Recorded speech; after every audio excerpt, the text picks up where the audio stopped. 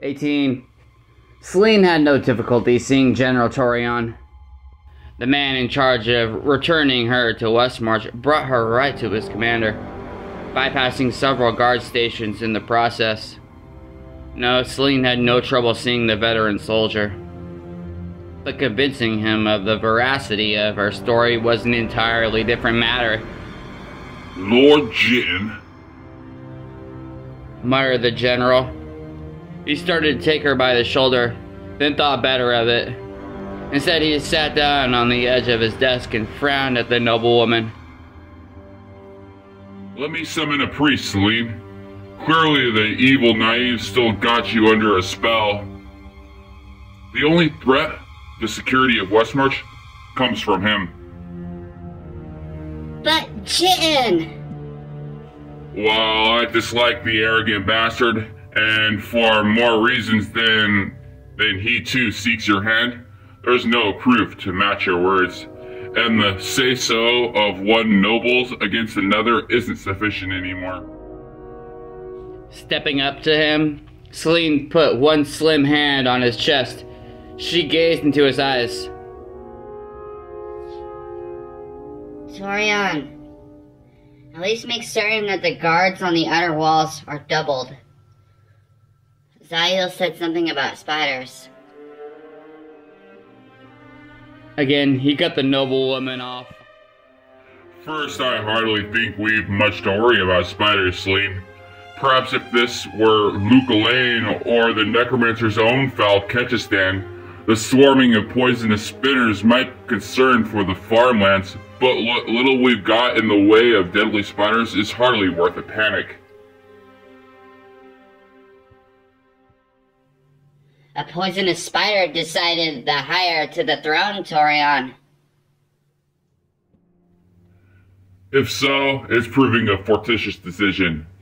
But that's not my point. Besides, even if I'd like to assuade you, I couldn't. It's not only the patrol searching for your damn sorcerer. With the grand exhibition of strength planned for tomorrow, I've already drawn more than half the men from the walls who are generally assigned there. The king wants a fresh, strong force present when he displays himself to that mongrel bunch seeking his crown, if they... But now it was the Lady Nisarda who interrupted. Her expression, aghast. Selene blurted, The walls! The outer walls! They've been stripped? Only for tomorrow's gathering. Mostly toward the forest, too, where there's not much to worry about save a few night howlers and maybe a band of brigands. The walls... She tried to think. Justinian asked for this? An unorthodox decision, but a workable one. He's right about the need for a show of strength on his part, and this is the only way to gather enough trusted men in time. He exhaled. Selene, in some ways, it's like Cornelius reborn. He has his quirks, but the lad's coming into his own, truly. The noblewoman could not believe what she was hearing. Justinian. She murmured. Justinian commanded it. Torion suddenly stood up, his gaze looking past her. And speaking of Justinian, here comes Edmund Fairweather now. Turning, Selene all but collided with the chest of the king's aide. Edmund Fairweather took a step back and, with a courteous smile, bowed to the noblewoman. The lovely Lady Nisarda. This is a golden opportunity. The king was just speaking of you.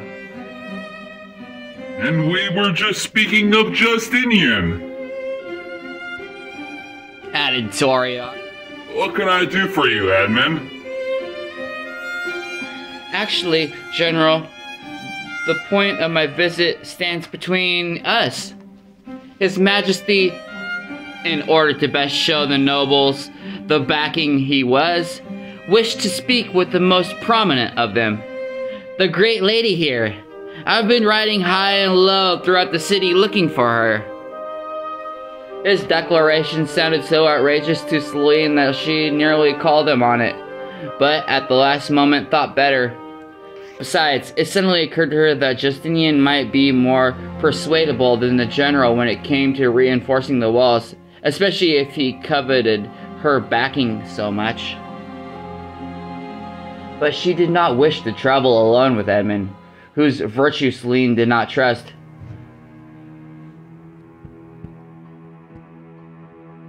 I would be honored to speak with the king. She glanced coyly at Torion. But I insist that the general join us. That I will, answered Torion before Edmund could protest.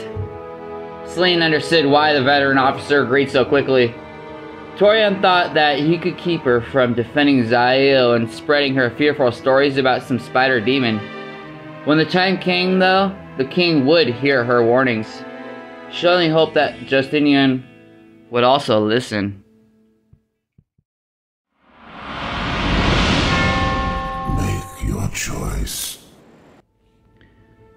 The Lady Nasardo had not been inside the palace since more than a year before good Cornelius' death. She had not spoken with Justinian for more than a year before that. Thus it was that her image of the young monarch, the timid, uncertain dreamer, was utterly shattered by the reality. Justinian, alerted by messengers, met them in the throne room. Based on what Selene gathered from Torion, the great chamber that the Higher had once adorned now seemed a far more favored spot than his former haunts. The kitchens and his personal quarters. In fact, when the three were announced, it was to find the king relaxing on the throne, a parchment in one hand, a goblet in the other. To Selene, he looked so much the picture of confidence that she almost wondered if he was simply posing. Justinian immediately set down his goblet on a small, elegant table next to the throne. Keeping the document in one hand, he shook the generals with the other. Always a pleasure to have your company, Torion. His eyes all but lit up at the sight of his other visitor. And the Lady Nasardo! Did I ever tell you what a crush I had on you? Considering that he was no older than her, that meant that there had lurked a possibility that Selene could have potentially become queen. Had her father been alive at the time, even keeping the family fortune together by marrying Riordan would have looked a poor second to gaining the throne. That Selene had no desire to become queen would have meant nothing. Despite not wearing a gown, she did as protocol demanded and curtsied. Your Majesty honors me. No, my dear Selene, you honor me. King Justinian glanced at Edmund. You may go now. The retainer bowed low. I am but a whisper away. Naturally. As Edmund left, the Lord of Westmarch handed the parchment to Selene's companion. I've looked it all over, Torion, and it's good, yes. But I want a bit more yet. He started to go into details about the coming events marking his ascension. Selene tried to pay attention, yet at the same time Justinian talked, the noblewoman thought she heard whispering. Selene surreptitiously looked for Edmund or some guard lurking in the vicinity, but saw nothing. Yet the more she focused on the whispering, the more it grew distinct. In fact, it repeated nearly word for word what Justinian was saying. No, Justinian was repeating what the unseen whisperer said. Even as Selene realized that, the whispering abruptly halted. Selene had the uncomfortable sensation that she was being stared at, but not by either Torion or the king. However, a moment later, Justinian was studying her. He briefly frowned, then, eyes still on her, said to the general, Torion, something's come to mind that needs immediate attention to. Lord Vermilion reported that his son's wandering off, likely to a brothel, but possibly to somewhere more dangerous. This is a delicate matter, and I need you to see that he's returned without incident to his father. You know how much we need Vermilion's backing. I do indeed, Your Majesty. I'll deal with it now. Selene had not expected Torion to be sent away, especially so quickly. She wanted him to stay, but could find no excuse. The general kissed the back of her hand, then, leaning close, muttered, Please be cautious what you say. Justinian took his whispering for words between lovers. I'll take good care of her, Torion. She'll be back in your arms before you know it. From anyone else, the general would have taken umbrage over such a comment. To his king, the veteran commander simply bowed and replied, Nothing would please me more. Good evening, Your Majesty. The Lady Nasardo's gaze followed Torion out of the chamber, then realizing how she must look, Selene quickly returned her attention to the king, only to discover him staring at the empty air to his right. Just as abruptly, he stared at her again. His smile had an artificial quality to it that made the noblewoman very uncomfortable. I hope you feel safe being alone with me, my lady, he said. You are the king. He chuckled. A cautious answer.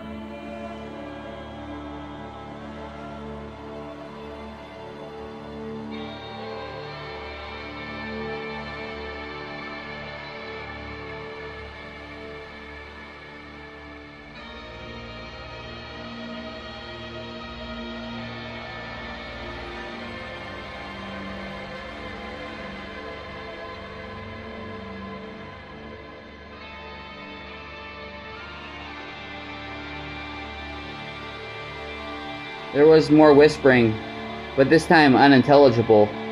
Selene's brow arched as she sought to understand what was being said. Justinian noticed immediately. You seem distracted, Lady Nasardo. Are you ill? Do you feel uneasy on your feet? Are you hearing voices?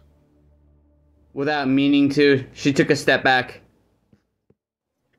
Your Majesty, if you'll excuse me. The king's expression grew ghastly, becoming a parody of cheerfulness. Are you referring to me, or are you speaking to my father? Your father?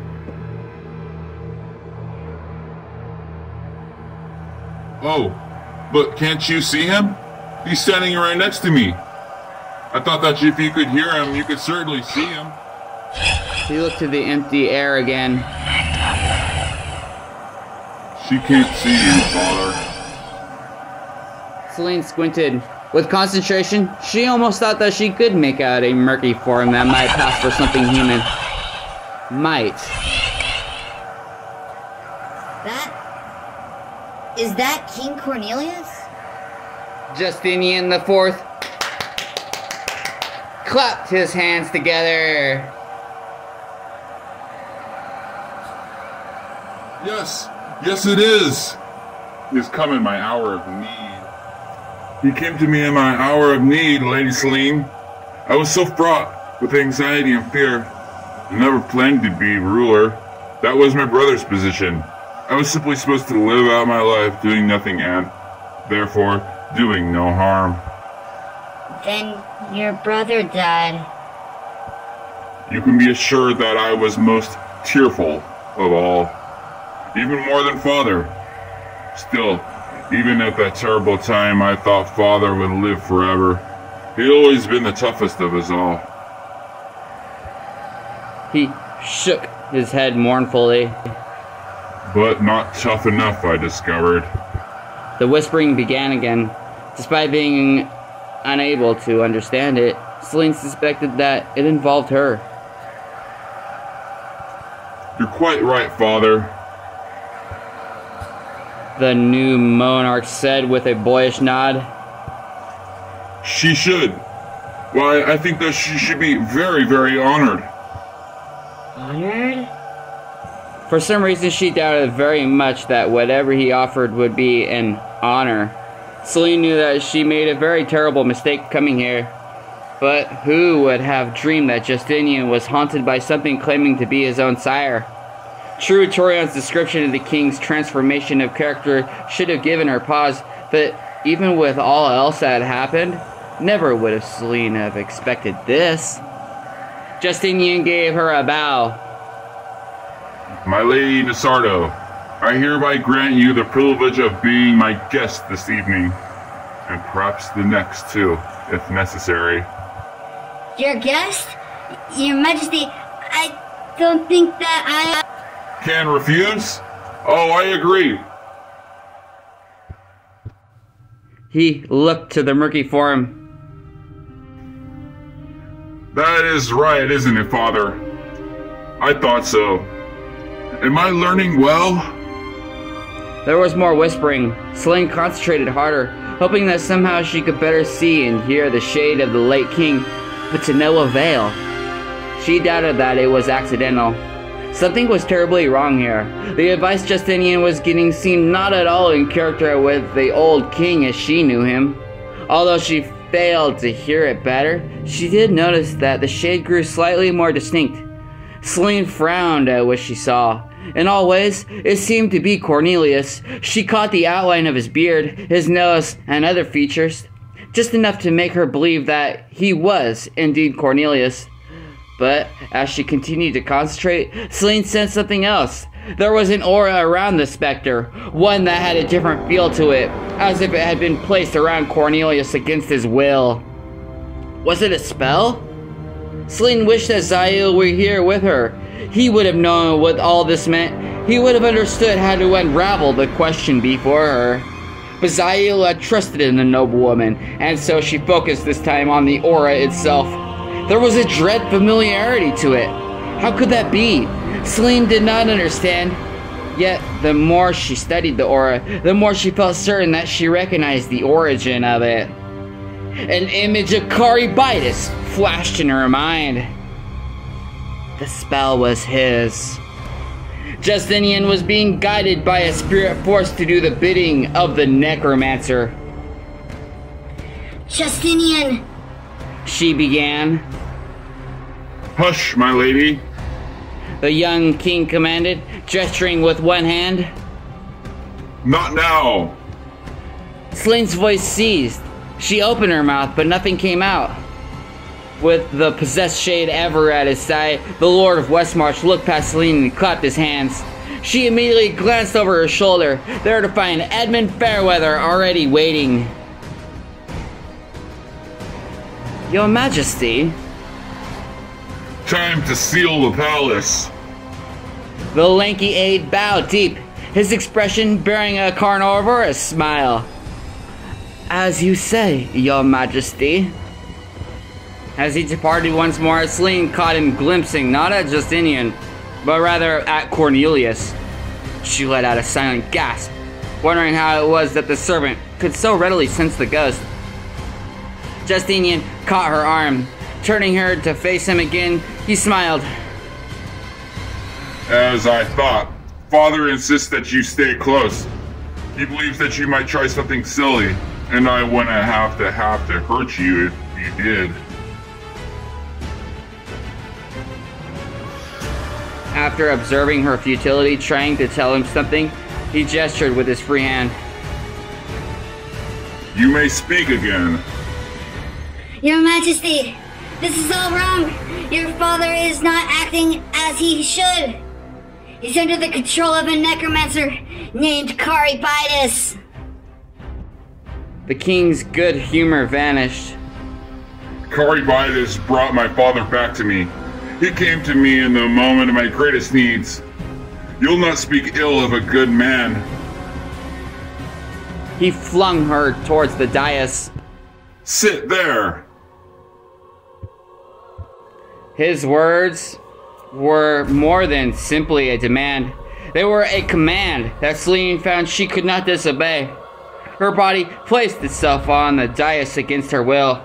Selene had never heard of any trait magic running through the royal line, and had to assume that somehow Caribitis, perhaps through Aldric Jitan, was also the cause of this. Whatever the source, Justinian clearly revealed in it. The king's rage vanished as quickly as it had appeared. He went to where his goblet sat and took another great gulp.